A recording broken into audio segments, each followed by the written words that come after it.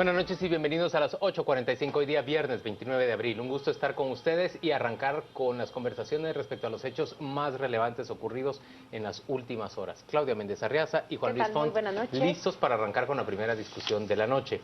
Y esta tiene que ver con el voto en el extranjero, los riesgos y los desafíos de promover que los guatemaltecos que habitan fuera de las fronteras nacionales puedan emitir su voto en los procesos electorales, en términos concretos, en unas elecciones generales en Guatemala. Nos acompañan para tratar el tema el diputado Jean-Paul Brière, él es presidente de la Comisión del Migrante del Congreso, y está con nosotros también Pedro Pablo Solares, él es experto en población migrante en Estados Unidos. Bienvenidos, gracias por acompañarnos. Gracias a ustedes. Gracias a ustedes, buenas noches. Una de las grandes reformas que se ha practicado ya y se ha aprobado para la ley electoral y de partidos políticos es la validez de ese voto de aquel guatemalteco que vive en Estados Unidos.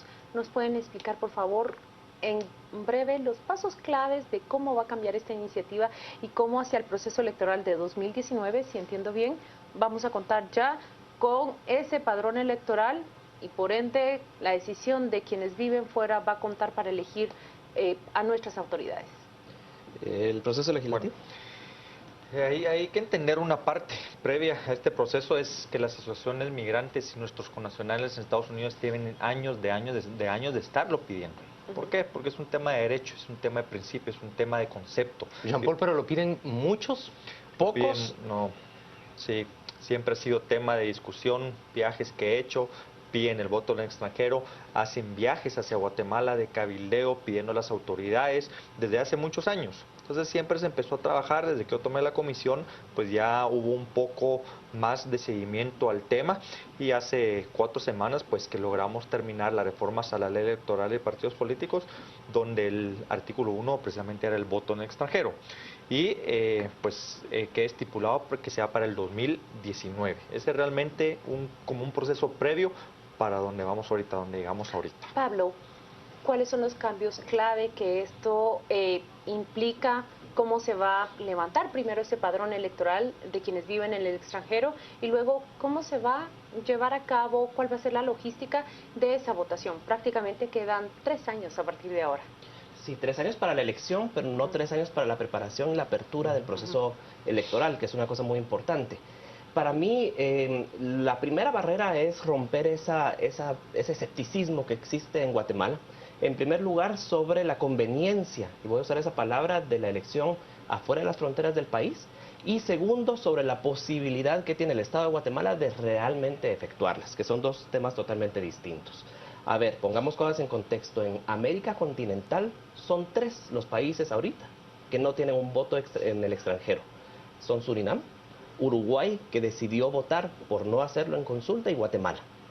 Hay un póster que tenía Chile, que era el cuarto, que decía, así de mal se ve Chile. Pues así de mal se veía ahorita Guatemala, únicamente acompañado por 2. Este es un derecho constitucional de las personas y, al final de cuentas, la limitación del Estado de Guatemala está influyendo en el pensamiento de pensar que posiblemente esto no va a poderse realizar y, de alguna forma, relegándolo a un segundo plano. Sin embargo, es nuestra apreciación que este voto, que incorpora posiblemente 2 millones de personas en el exterior, y ojo que estoy hablando de 2 millones de posibles electores, tomando en cuenta la cantidad de menores que pueda haber, puedan entrar a hacer el cambio más radical que ha tenido el proceso electoral desde su creación en 1985. Pero aquí te pregunta el escéptico. Hablar de 2 millones, por favor, ningún país logra que su población migrante vote en esas cifras en el extranjero. Más bien terminan siendo pequeñas élites de los habitantes en el extranjero quienes sí están dispuestos a acudir a las urnas. Es totalmente cierto, Juan Luis. Por ejemplo, se menciona el caso de Honduras. Lo hemos discutido muchas veces con el diputado Brière y vemos cómo creo que fue un 5% del electorado inscrito el que llega a obedecer al llamado, que es carísimo encima de implementar. Sin embargo, en esto hay que tomar en cuenta... Y lo cubre el país. Y lo cubre el país. A Guatemala le correspondería financiar ese voto en el extranjero. Sí. Sin embargo, hay un asunto... ¿Nos sale más caro que pagarle boleto para que vengan a votar a Guatemala? Sí, si nos... depende de cuántos voten. Claro, sí. Depende de cuántos Entonces sí voten. vendrían todos a votar a Guatemala, claro. Pero el problema ahí es que tenemos que trabajar bajo la óptica de que el guatemalteco no se parece a la migración de ningún otro país. Los festivales guatemaltecos están llenos de personas, contrario a lo que sucede en otros países.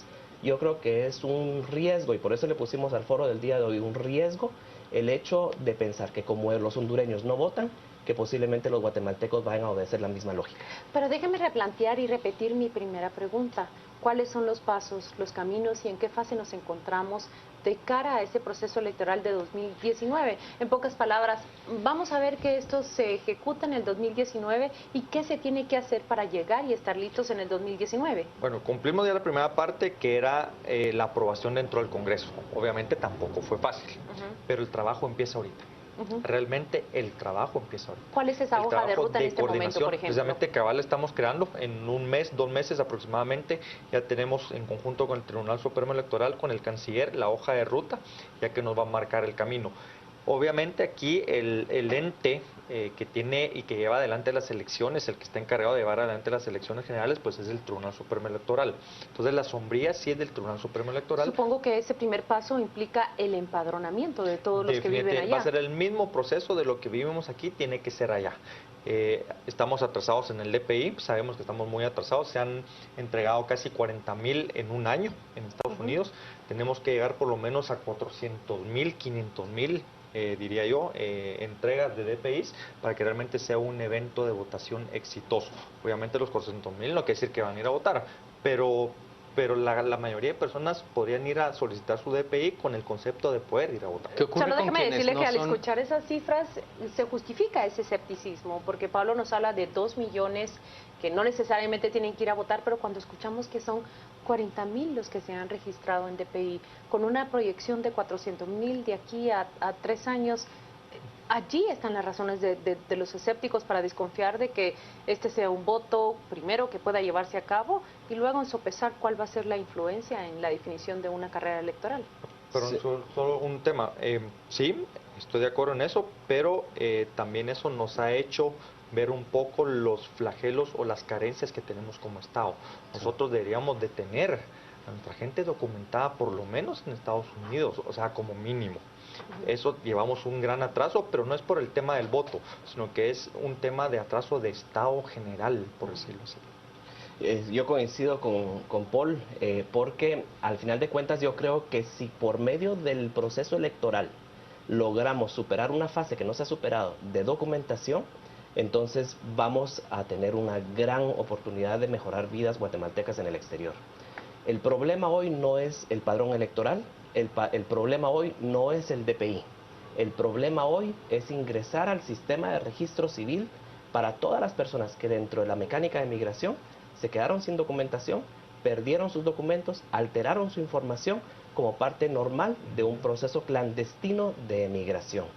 Y por eso creo que uno de los pasos que estamos tomando, ahorita aprovecho, está en lectura en el Congreso el nuevo Código de Migración que está impulsando la Comisión del Migrante del Congreso, pero tuvimos la oportunidad de incidir para poder lograr algo que en México ya se logró y que Guatemala todavía no se había logrado, y es reconocer legalmente el derecho humano del migrante a la identidad jurídica.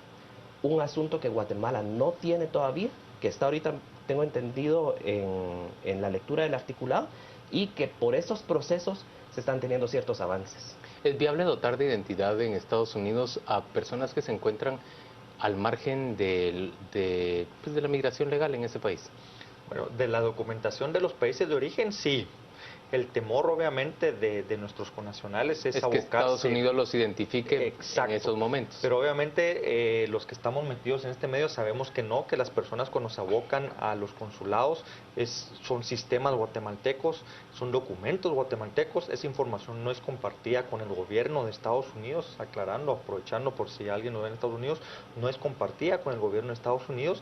Lo que Guatemala tiene que hacer es documentar a los guatemaltecos en Estados Unidos. Ese es el gran reto, realmente es el gran reto, porque no tienen documentos guatemaltecos en Estados Unidos y tampoco tienen documentos de Estados Unidos. Entonces hay un limbo de las personas ahí de si existen o no existen.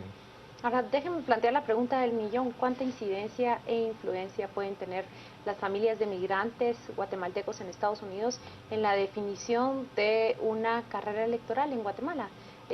Déjeme citar la encuesta de 2015 en la cual también desde Estados Unidos se refleja que Jimmy Morales, el actual presidente, es el favorito de los migrantes, cuando en Guatemala aún no estaba definida siquiera o parecía relevante siquiera la participación del actual presidente en el proceso electoral.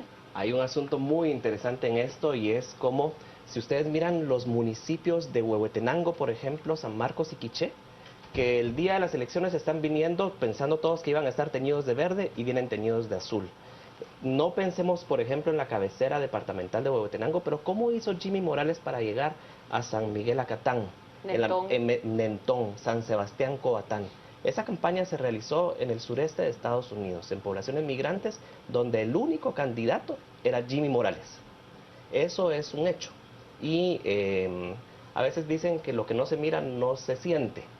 Pero en Estados Unidos hay una población guatemalteca que tiene actividad y que hoy por hoy son cabezas de casa, ¿no? Con la remesa familiar que envían. Pero eso no parte también de la... Es decir, es muy difícil decir que fueron los migrantes quienes mandaron la orden de que acá se votara por un candidato o por otro. Me parece difícil de sostener. En todo caso, el señor Morales fue un fenómeno en términos electorales a nivel nacional, y lo mismo en áreas en donde hay una gran población de migrantes como en áreas en donde no lo hay. No lo veo como que hay una correlación entre una cosa y la otra. No lo veo como un experto. Yo creo que hubo varias influencias. No estoy diciendo Jimmy Morales ganó por los migrantes, cosa que los migrantes sí dicen.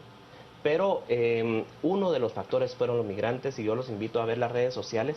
El capital político que tiene Jimmy Morales en Estados Unidos, aún ahora, los comentarios, pónganse ustedes a ver. Y dice aún ahora por el comentario de mano de obra barata. Digamos que una gira que empezó con ese mensaje, pero que tuvo una serie de limitaciones en cuanto a planificación. ¿Cuánto nos costaría documentar primero y luego habilitar realmente el voto en unas elecciones para los migrantes en Estados Unidos? Yo he hecho un cálculo austero y puede estar entre 30 y 40 millones de quetzales.